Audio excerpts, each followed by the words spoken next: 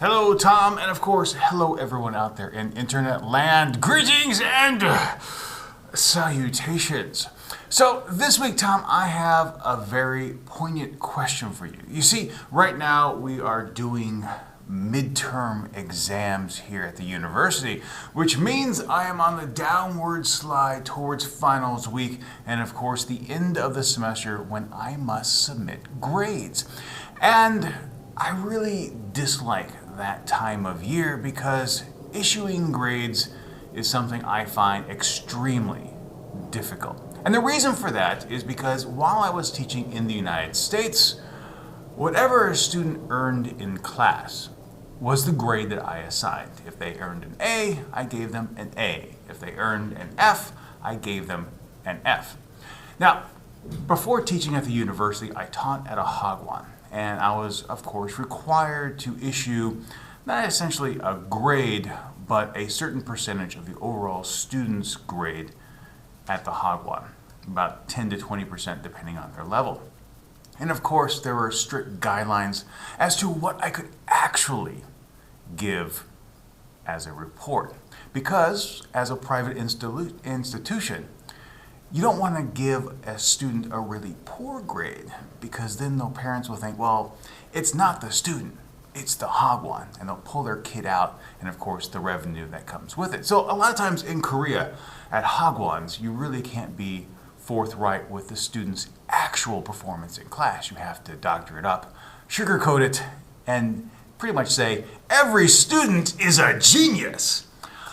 But here at the university, it's really different because a lot of the students who have come up through the years have this unreal expectation that they are stars, that they all deserve A's, regardless of their ability. And here at the university, we actually grade on a curve. At my university, 50% of the students must receive a grade of C or lower. 30% can receive a B, meaning that only 10% of the students can receive an A in class. And for a lot of them, it's really hard to hear that because Korea is an ultra-competitive society. Everyone wants to be at the top of their game. Everyone wants an A. And in my classes, no more than 2 students can receive A's. And if I have less than 20 students in a class, that means only 1 student can receive an A. And that's very difficult. It's very difficult for me as an educator because I truly believe that everyone should receive the grade that they earn. And so many times during the semester, at the end of the semester, I look at my roster and there are 1, 2, maybe 3 students who have A's. And most of the time, I have to downgrade one of those A's into the B range.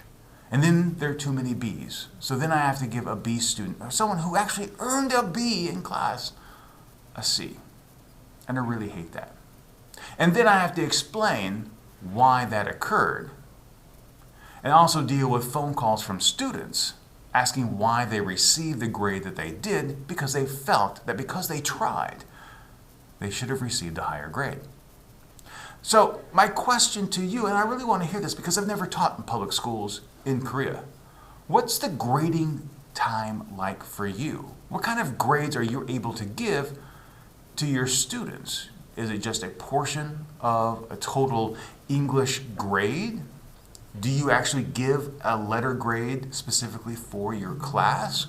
And is there an expectation that you sugarcoat the grades? Do you have to make your students feel like they're stars, or can you be brutally honest with them? I'd love to hear from you. And of course, if you teach English as a second language anywhere around the world, please share your thoughts with us down here. Now, to hear the other half of this conversation, make sure you are subscribed to Tom. You can click on the annotation or in the description box and go over to his channel. But until next time, thank you so much for watching. Stay true to yourself, and as always, be awesome.